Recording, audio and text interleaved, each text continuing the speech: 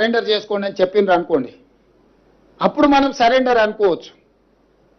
Road మధ్యలో పోలీసులు అతన్ని కస్టడీలోకి తీసుకొని మేము అరెస్ట్ చేసినామని పోలీసులు చెప్తుంటే నేను పోలీసుల మాట నమ్మాలనా లేకపోతే రాజకీయ నాయకుల మాట నమ్మాలనా మీరు చెప్పండి.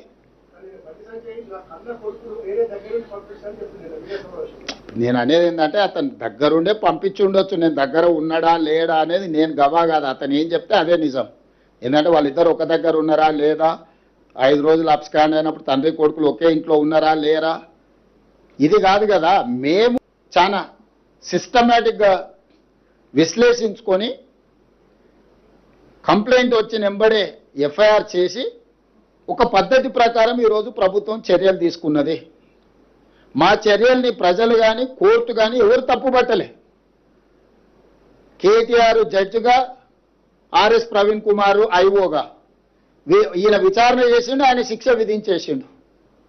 అసలు ఏం సిగ్గు కూడా పడారంటే అసలు ఇంత సిగ్గు తప్పిపోయిన వీళ్ళనంటే నాకు అర్థమే అవుతలేదు. ఇప్పుడు ప్రభుత్వానికి పోలీసులకు చట్టాలు ఉన్నాయి. ఫోక్సో కేసులా ఫిర్యాదు రాగానే ఎఫ్ఐఆర్ చేయాలా, 0 మీద ఎఫ్ఐఆర్ చేసినాం. ఎఫ్ఐఆర్ చేసిన తర్వాత పేరెంట్ స్టేట్మెంట్ చేసినాం. 24 అవర్స్లో అమ్మాయి స్టేట్మెంట్ రికార్డ్ చేయాలి. ఆ ప్రకారం చేసుకుంటే అమ్మాయి దగ్గర కోర్టు దగ్గరికి తీసుకెళ్లి 164 స్టేట్మెంట్ చేయాలి. ఇది సెన్సిటివ్ కేసు. ఫోక్సో కేసులో ఎవరి వివరాలు చెప్పడానికి లేదు. వాళ్ళలాగా రోడ్డు మీద వాడు మాట్లాడితే ఆ కుటుంబాల వేదన, ఆ అమ్మాయి కుటుంబానికి ఎంత ఆవేదన ఉంటుంది. వీళ్ళు అడ్డగోలుగా ఇచ్చేసి ఆ అమ్మాయి ఫోటోలు పెట్టి, ఆ అమ్మాయి తల్లిదండ్రుల ఫోటోలు పెట్టి, అసలు కేటీఆర్ అనేటోడు అసలు మనిషా? ఎవడన్నా మనిషి ఇట్లా వ్యవహరిస్తాడానికి? రాజకీయాలు కావాలంటే ఎన్నికల్లో కొట్లాడు, ఎన్నికల్లో ఓడించు. రాజకీయాలాగా చూడాలి, సమస్యను సమస్యలాగా చూడాలి. ఇది ఒక మైనర్ గర్ల్కి సంబంధించిన ఇష్యూ, దీంట్లో రాజకీయాలకు ఎందుకు? ప్రభుత్వం ఒక పద్ధతిలో చర్యలు తీసుకుంటున్నప్పుడు అందరినీ ఇందులోనే దీంతోనే మొత్తం ఒక మైనర్ అమ్మాయిని అడ్డం పెట్టుకొని రాజకీయంగా ఏదో సాధించినమని ఈ శాడిజం ఏంది? ఇది శాడిస్టిక్ ప్లెజర్ కాదా?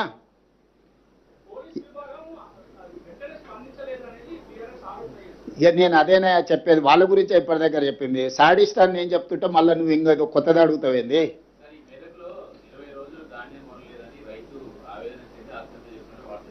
వార్తలు వచ్చినాయి, తప్పకుండా నేను కలెక్టర్కి చెప్పిన ఇమ్మీడియట్గా వెరిఫై చేయమని. నేనేమంటున్నానంటే ఎక్కడైనా ఏదైనా సంఘటన జరిగితే ఆ కుటుంబాన్ని ఆదుకోవడమే కాకుండా దాని బాధ్యులైన అధికారుల మీద కూడా చర్యలు తీసుకుంటున్నాము. కొన్ని దగ్గరలో సంఘటనలు జరగలేదని మేము చెప్తలేం. కొన్ని ప్రభుత్వం దృష్టికి రాకుండా లేకపోతే కొంతమంది నిర్లక్ష్యంతో కొన్ని మిల్లులోలు టీఆర్ఎస్కి అనుకూలంగా ఆ మిల్లులు గత ప్రభుత్వంలో 1000 కోట్లు కొల్లగొడితే వాళ్ళ మీద పీడీ యాక్ట్ పెట్టి కేసులు కట్టి కోర్టు నుంచి తెచ్చి అరెస్ట్ చేసినాం. ఇప్పుడు లారీలు ఐకేపీ సెంటర్ల నుంచి లారీలను నింపి మిల్లుల దగ్గరకు పంపిస్తే మిల్లర్స్ కొంతమంది టీఆర్ఎస్కి అనుకూలంగా ఈ టీఆర్ఎస్ నాయకులు పోయి వాళ్ళని దించనీయలేదు. రోజుల కొద్ది ఆ లారీలను దించకుండా ఆపడంతో మళ్ళీ కొత్తగా ఐకేపీలో సేకరించిన ధాన్యాన్ని రవాణా చేయడానికి వాహనాలు లేవు. ఈ ఆర్గనైజ్డ్ క్రైమ్ చేస్తున్నారు బీఆర్ఎస్ వాళ్ళు. ఇప్పుడు టీఆర్ఎస్ అంటే కొత్త వాళ్ళు వస్తారు. మరి నాకు ఇదో సమస్య వచ్చి పడ్డది, ఇదో దరిద్రం మళ్ళా తోడు. డెఫినెట్గా గుర్తించిన సమయం సందర్భం వస్తుంది. ఒకేసారి నేను చెప్పేది అదే. మీరు ఇప్పుడు బండి భగీరథ్ గురించి నిన్న అడిగినారు. కేటీఆర్ బావమార్తి ఫామ్ హౌస్లో డైరెక్ట్గా డ్రగ్స్ తీసుకొని దొరికితే ఎందుకో కేటీఆర్ మా బావమార్తిని ఒంగబెట్టి పిల్లలు వాళ్ళగొట్టని పోలీస్ స్టేషన్లో పోయి కోదండం ఎక్కించండి అని ఎందుకో చెప్పలేదు. మా బావమార్తి దీపావళి పండుగ చేసుకుంటుండు, చిచ్చుపుట్ల బదులు సారా బూట్లు పెట్టుకున్నాడు. మా బావమార్తి బతిపూల బదులు గంజాయి పూలు లేకపోతే కొకేన్ పెట్టుకున్నాడు. మీరు ఎట్లా అరెస్ట్ చేస్తారని బయటకు వచ్చి మాట్లాడాను కదా. ఈ సిగ్గులేనోడు మరి బావమార్తి ఫామ్ హౌస్లో డ్రగ్స్తో దొరికితేనేమో కేసు కాదు, ఇంకో ఎమ్మెల్సీ కోడి పందాలతో దొరికిండు, దాని మీద లేదు. ఇవాళ నేను చెప్తున్నా అధికారికంగా, దుబాయ్లో చనిపోయిన కేటీఆర్ మిత్రుడు ఆర్థిక లావాదేవీలు వాళ్ళ ఎమ్మెల్యే ఎక్స్ఎమ్మెల్యే వాళ్ళ ఫామ్ హౌస్లో డ్రగ్స్తోని పోలీసుల మీద కాల్పులు చేసి దొరికిండు. ఇంత చట్టాన్ని గౌరవించి సమాజాన్ని ఉద్ధరించే కేటీఆర్ ఏడబడుకున్నాడు, ఏ బొక్కలు పండుకుండు? ఎందుకో పార్టీల నుంచి సస్పెండ్ చేయలేదు వాళ్ళను. అసలు ఎంత సిగ్గులేని తనం, బర్తగించిన తనం. ఇంతకంటే సిగ్గు తప్పినోడు ఎవడన్నా ఉంటాడా? మరీ సిగ్గు లేకుండా మాట్లాడిందా? నిన్నదాకా మనం ఆయన బెయిల్ వచ్చింది, ఫామ్ హౌస్లో డ్రగ్స్తో దొరికి పోలీసుల మీద కాల్పులు జరిపినోడు. వాళ్ళ పార్టీ కనీసం ఆయన నోటీస్ ఇవ్వలేదు, ఆయన పార్టీల నుంచి సస్పెండ్ చేయలేదు. ప్రత్యక్షంగా పార్టీ ఉన్నోడు రెడ్ హ్యాండెడ్గా దొరికితే దాని గురించి మాట్లాడాడు. అతను ఆయనకు అమాయకుల్లాగా కనిపిస్తాడు, జాతిరత్నంలాగా కనిపిస్తాడు ఈయనకు. యువతల పిల్లల్ని చట్ట ప్రకారము పకడ్బందీగా చర్యలు తీసుకున్నాం. మేము కేటీఆర్ బావమరిది ఫామ్ హౌస్లో డ్రగ్స్ దొరికినా నోటీస్ ఇచ్చినాం, పోలీస్ స్టేషన్కి వచ్చి విచారణను ఎదుర్కోమని. ఈరోజు ఫోక్సో కేసులో విచారణ ఎదుర్కొంటున్న బండి భగీరథ్ కూడా ఇంటికి వెళ్ళి పోలీసులు నోటీస్ ఇచ్చిండ్రు. వాళ్ళు కొంత సమయం పెట్టిండ్రు వస్తామని. దాని తర్వాత సర్టిఫికెట్ అమ్మాయి మైనర్ ఆఫ్ మేజర్ అని ప్రభుత్వ రికార్డ్స్ మేము సేకరించినాము. ఆ అమ్మాయి ఏజ్ ఎంత అనేది ఎవరు నిర్ధారించాలి? కేటీఆర్ ఏమన్నా సర్టిఫికెట్ ఇచ్చే అథారిటీనా? ఆర్ఎస్ ప్రవీణ్ కుమార్ ఏమన్నా ఐఓనా? ఐఓలు వెళ్ళి స్కూల్లో అమ్మాయి బర్త్ సర్టిఫికేట్ తీసుకొని, 10th క్లాస్ సర్టిఫికేట్ తీసుకొని, అమ్మాయి హాస్పిటల్స్లో బర్త్ సర్టిఫికేట్ తీసుకొని, ఆధార్ కార్డు తీసుకొని, ఆ అమ్మాయి మైనర్ అని నిర్ధారించుకొని ఇమ్మీడియట్గా ప్రభుత్వం యాక్షన్లకు దిగింది. కోర్టు కూడా మమ్మల్ని తప్పు పట్టలేదే. ఓన్లీ కేటీఆర్ కోర్టులో తప్పు. నాదే ఫామ్ హౌస్, మేము మీటింగ్లు పెట్టుకున్నాను ఒకటి చెప్తాడు, నాకు సంబంధం లేదని ఇంకోటి చెప్తాడు, అనుమతి లేకుండా కట్టుకుంటే ఏమైందని వాడు అంటాడు. నీతులు చెప్పడానికే ఉన్నాయని మాట్లాడొద్దని చెప్పురు దయచేసి. మీరు కూడా కలిసినప్పుడు నాకు తెలిసి మిమ్మల్ని కలవాడనుకుంటా.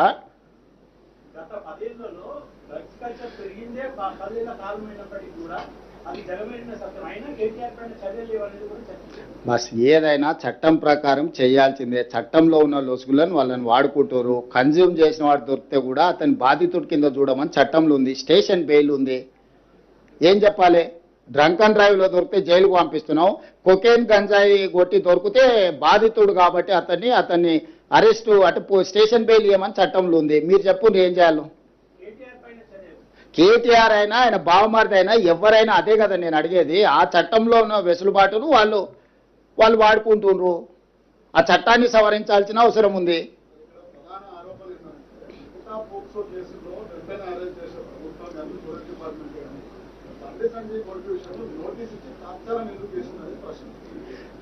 మీరు అడిగిన ప్రశ్న కేటీఆర్ అడిగినట్టుగానే ఉంది. ఏ కేసులైనా కూడా పోలీస్కి ఒక ప్రొసీజర్ ఉంది. ఇమ్మీడియట్గా కంప్లైంట్ వచ్చిన ఎంబడే ఎఫ్ఐఆర్ చేయాలి. ఎఫ్ఐఆర్ చేసిన తర్వాత 24 గంటలల్లా ఆ అమ్మాయి స్టేట్మెంట్ రికార్డ్ చేయాలి. గార్డియన్ ఎవరైతే ఉన్నారో Guardian has to take care of that girl. అక్కడ అంతకంటే ముందే ఒక కేసు ఉంది. అమ్మాయి తల్లిదండ్రులు పోలీస్ స్టేషన్లో వచ్చి ఫిర్యాదు చెయ్యకంటే ముందే ఆరోపణలు ఎదుర్కొంటున్న వాళ్ళు కరీంనగర్లో ఒక కేసు పెట్టారు. ఆ ఎఫ్ఐఆర్లో ఏందనంటే అమ్మాయి మైనర్ కాదు మేజర్ అని ఒక వివాదాన్ని తెరలేపినారు. ఆ వివాదాన్ని తెరలేపినప్పుడు ఆ అమ్మాయి మైనరా మేజరా అనేది ప్రభుత్వం పరిశీలించుకోవాల్సిన అవసరం ఉంది. ఆ సమయంలో ప్రధానమంత్రి పర్యటన ఉన్నప్పుడు మీరు అన్నట్టే ఆ ఇంటి మీదకి 1000 మంది పోలీసులను పంపితే ప్రధానమంత్రి పర్యటనతో మా పార్టీ ఆకాశం అంతా ఎత్తెగిరింది, తెలంగాణలో మొత్తం గెలిచిపోతుంది, దీని మీద కక్ష సాధింపు చర్యల కింద పోలీసులను పంపించిందని ఆయన రెడీగా కూర్చున్నాడు. సో ఇవన్నిటి నేపథ్యంలో ఇది చాలా సున్నితమైన సమస్యను సున్నితంగా పరిష్కరించినాం. ఎక్కడైనా సెక్షన్స్లలో ఏమైనా లోపం ఉందా, లేకపోతే అరెస్టులో లోపం ఉందా, రిమాండ్లో లోపం ఉందా, కోర్టులో మా వాదనలో ఏమైనా లోపం ఉందా, ఎక్కడ లోపం ఉంది చెప్పండి. ఒక్కటే కేటీఆర్కు బండి సంజయ్కి ఏదో పంచాయతీ ఉంది. ఆ పంచాయతీని పిల్లల మీద పెట్టి కేటీఆర్ తీర్చుకోవాలనుకుంటే ఆర్ఎస్ ప్రవీణ్ ఉద్యోగం పోయింది కాబట్టి ఉద్యోగం లేక గాలికి తిరుగుతా నేనే విచారణ అధికారిని అని ఆయన ఇంకా భ్రమలలో ఉన్నట్టున్నాడు. ఆయన తీసేసిన తహసీల్దార్, ఆయనకి ఇది అర్థమైతే లేదు.